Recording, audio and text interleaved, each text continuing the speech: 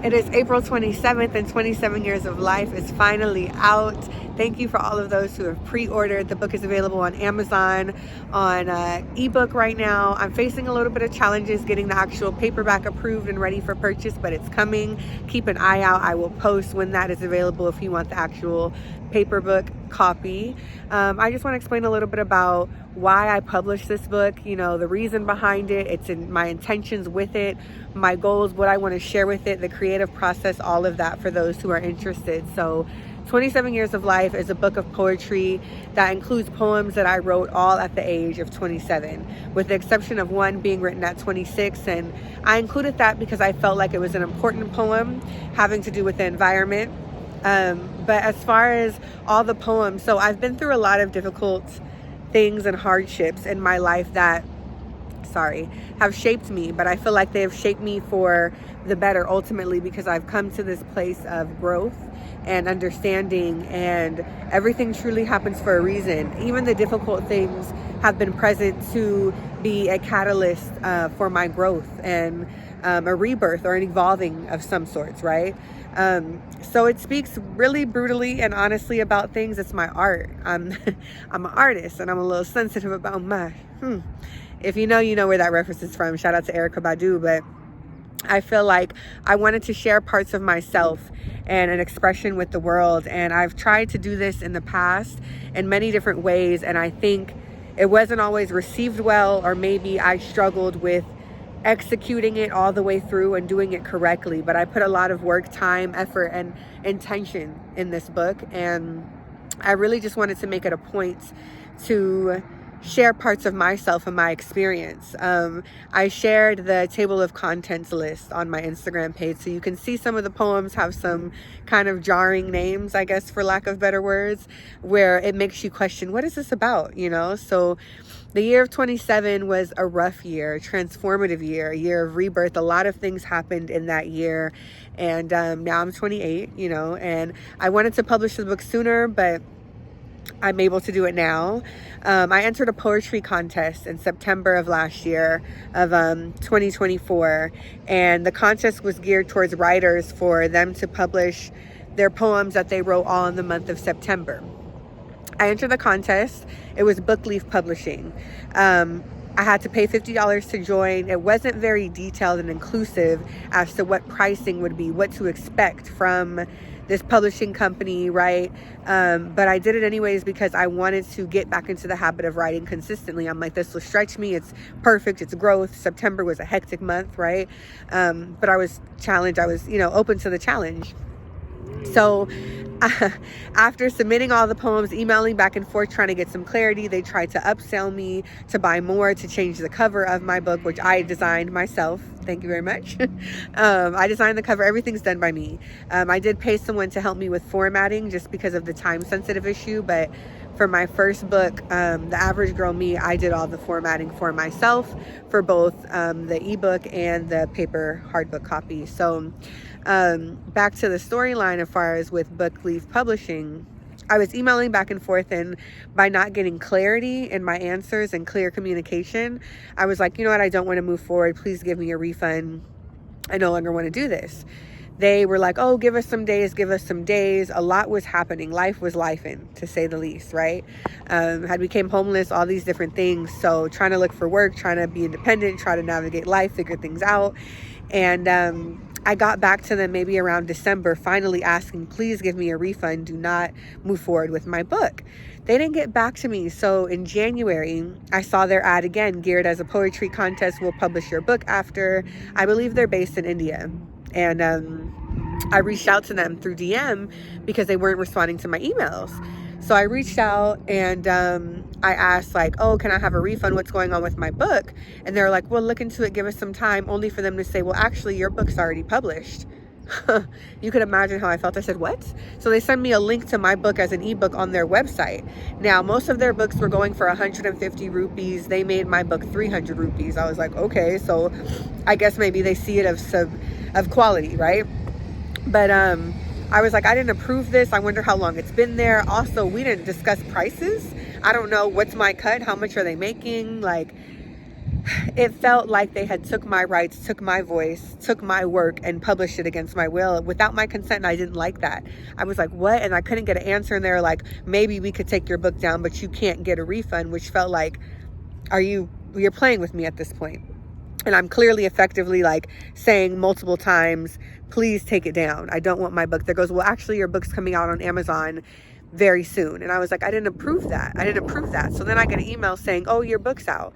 So I felt powerless in the situation. I'm not a lawyer, right? I'm like looking up, can I look for lawyers who take cases and do contingency? So that way I can pay when I win the case. And intellectual property, like I have a right to this. How do I sue them? Because they're not working with me to take it down. And they're like, well, I send them a cease and desist letter written by myself. And they go, oh, it'll take 3 months for us to take it down. I'm like, 3 months? What? Because at this point I had been working on editing my book. I changed it from 27th year of life to 27 years of life. And I'm like, I can't publish it while they have this out here. What if someone buys it? They support it thinking it's me. Also, the poems in this book are very sensitive and near and dear to my heart.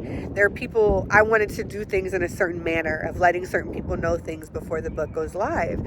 And I just felt distraught. Like I lost sleep over this, I'm up crying. I'm just like, wow, like how can my work and my artwork be taken from me and put out there with the world without my approval? It was in a draft state as well. There were things spelt wrong. Like, it wasn't the final state. So, so I'm looking into intellectual property, reached out to a couple lawyers. I couldn't afford it. This one woman was going to do a cease and desist. She was like, it may look more, it may make them move faster if they see it from an actual attorney, a cease and desist. But she was going to charge me by the hour, and she couldn't let me know for sure if it would take 1 or 2 hours. And that was the difference between hundreds of dollars that I just don't have. So, so I was like, okay, you know what? I'm still going to work on the book. I'm going to just do it my own way, and we're going to publish it at the same time. I had reached out to Amazon, to their copyright team, to let them know I didn't approve this. I am the original author. Please take this book down. Do not have it up, right? So that was just a poor experience, and I think that it's geared towards helping artists, and it can be very misleading. And then after looking online and Reddit, a lot of other people say they got kind of scammed by Bookleaf. So I just am sharing this because I don't want anyone else who's interested in writing to make the same mistake and try to use Bookleaf to get their book out there. So I continued to edit my book. It took a lot of time and concentration, and also the stuff is heavy. The poems are heavy. They're my life. It's real. So going through it kind of reminds me of some of those things that I try not to think about on a day-to-day, or I'm trying to heal from. But it was truly healing writing them from heartbreak, and not just from relationships, heartbreak from family, heartbreak from just things happening in the world where you feel like you have no one, or people have kind of left you out to dry, or taking your kindness for weakness. But I can say that since writing all those, I've come to a place of inner peace with myself, and at the same time with wanting to release pain and hurt from the past. Through meditation, I was like, wow, how can I expect to release pain and hurt without forgiving people? Not for them, but for me, you know what I mean? So I think I've truly come to a place, sorry, my hand keeps getting tired. I keep moving the phone. I've come to a place of more peace and trying to extend others grace, because there's things that I've done that I've had to forgive myself for as well, and ask forgiveness for as well. So to see the humanity and the human nature in everyone, and that no one's perfect, and to still move from a place of love to not only embody love, but also know that if you believe in a God or the creator, the utmost high, that I believe he is in each and every one of us. And we're all reflections of that, and we need to show each other love, right? That was a long little rant about that, but I'm happy to have gotten it out. I hope that my poetry inspires you in some way, or you can feel my emotions through it. And something that I think is so beautiful about poetry is I can mean something and intend something as I'm writing it, but as you read it, you can interpret it a whole nother way and make different connections, or read between the lines, or see the word plays, and it connects us through my writing as you read it, whether you interpret it the way that I meant it or not. And then it's up for conversation. I'm really passionate about poetry. I'm passionate about expressing myself in creative ways.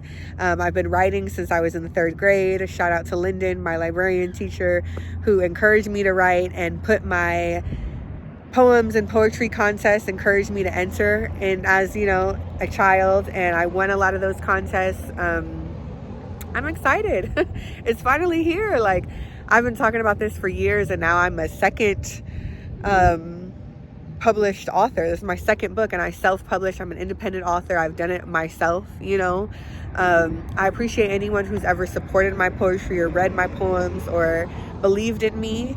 And that's a hard lesson too. Sometimes you have to believe in yourself, you know. You have to grind and go so hard for yourself, regardless of what other people say, regardless of if they clap or not, regardless of if they acknowledge you or not, you know what I mean? Because they won't always.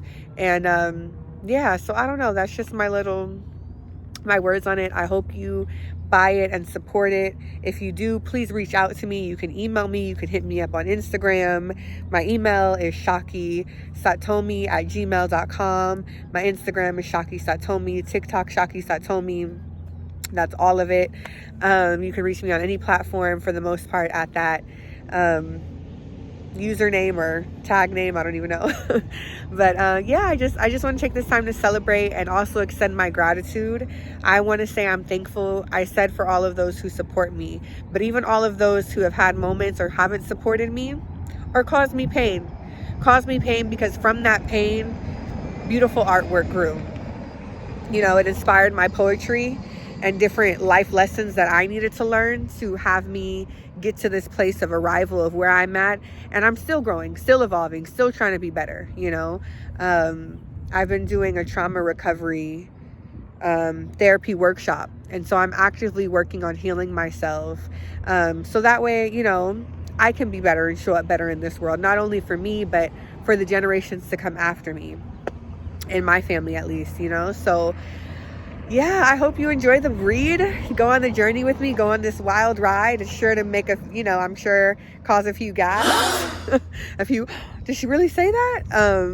But it's always coming from a place of love. It's not coming from any negativity. It's just me expressing different emotions. And so I hope it takes you on an emotional journey and maybe a tearjerker. I'm not sure. You'll have to let me know feedback. And yeah, so I'm just coming to you with so much gratitude and appreciation for all those who have supported me, all those who may have struggled to support me. And I hope this encourages and motivates you to never give up on your dreams, never stop believing in yourselves. Whether someone claps or is supporting you or rooting you on or holding you accountable, hold yourself accountable, because at the end of the day, it really matters to you. If you keep getting reminders or nudges to do this, that's the universe, that's God telling you this is what you're supposed to be doing. So don't back down from that challenge or give up on that dream. You deserve to bring your dreams into fruition, and the world needs to hear your voice. The world needs to hear your voice. So this is my little tidbit. Yeah, I don't know. And then also, like, I have this beautiful view behind me, if you want to see. There's lots of little birds flying, and the cover of my book is an open cage with a dove flying out, and birds are so symbolic to me. Yeah, very symbolic. And explaining the cover, 27 years of life, so that is significant to my family, but also for me being 27 years old and realizing that I made it to 27 when being a teenager, I didn't want to live past 18. I didn't plan a life past 18. I was very unhappy. And so to now be here at 28, 10 years later, and grateful for life and optimistic about the future. When I was in high school, people used to say, like, oh, where do you see yourself in 5 years? I'm like, what? That stressed me. Like, even a year, I'm like, it made me very stressed and almost go into a downward spiral. And now I can celebrate life and I'm optimistic about the future and hopeful. So that's growth. That's elevation and that's growth. And it's really perspective shift. Like, I'm grateful for life. I wasn't always grateful for life with not wanting to be here. So I think it's just so important to be grateful, to count your blessings. And with the dove flying out, for a long time, I felt like I've been in a cage, so to speak. I've been in a cage. I've been acting and performing how I think society and others want me to act, staying within that cage, not leaving. I want to say at a certain point, that cage door was open. It became open. Maybe it was me turning 18. I don't know at what point, but I hadn't fully flown out, or there was this energy of me peeking out and then coming back in. And so I wrote a poem called Newborn Dove when maybe I was 10 or 11. And with that idea, the image of the open cage with the bird flying out came to mind. And I always said, you know what, when I get older, when I find what my purpose is in life, when I find what I'm meant to do, when I'm happy and I feel like I know my purpose, I'm going to get a tattoo on my back with an open cage and a dove flying out, because to me, birds flying is symbolic to freedom. Fly like a bird, I'm free. I'm flying like a bird, right? I'm soaring, right? And so I feel like I'm there. I feel like I'm there. I didn't know if I would ever get there to be 28 and be here. I'm grateful. I'm grateful. And yeah, so it's just very symbolic to me. Also, there's a lot of poets that I like, you know, Maya Angelou, if the cage bird sings, sorry. So even that wordplay on the cage and the bird as well. Yeah, I don't know, you know. Also growing up, my father had, you know, a bird, it was named Blue, and birds and so many different animals are symbolic, but the cage of like, I'm free. Even the 27 years of freedom, right? I'm free now. And I think so many people have free will and we forget that. But if you're walking around not aware of things and you don't have a sense of self, know who you are, and really value human life, you're not free. You're walking around, but you're not free, because I could get so deep into that and I'm gonna leave it there. But there's so many different reasons for it. Blue is also my favorite color. You see me in the blue. And so that's why the background is the sky. I love the sky. My favorite color is sky blue. And so that's a little bit about the cover. I'm rambling at this point. If you have any questions, please drop them down in the comments. Thank you for supporting. I'm very, very grateful. And I'm excited to see what comes from this, where things go from here. So always believe in yourself. Always believe in yourself. Don't worry about the outcome, the sales, the views, what others are going to think. Do it because you want to, and you believe in you, and you feel called to do it, and you're passionate about it. I'm passionate about this, you know, so I hope this opens many more doors. I hope we can connect. I hope I can connect with my readers and my followers, and I'm sending a whole lot of love. Thank you.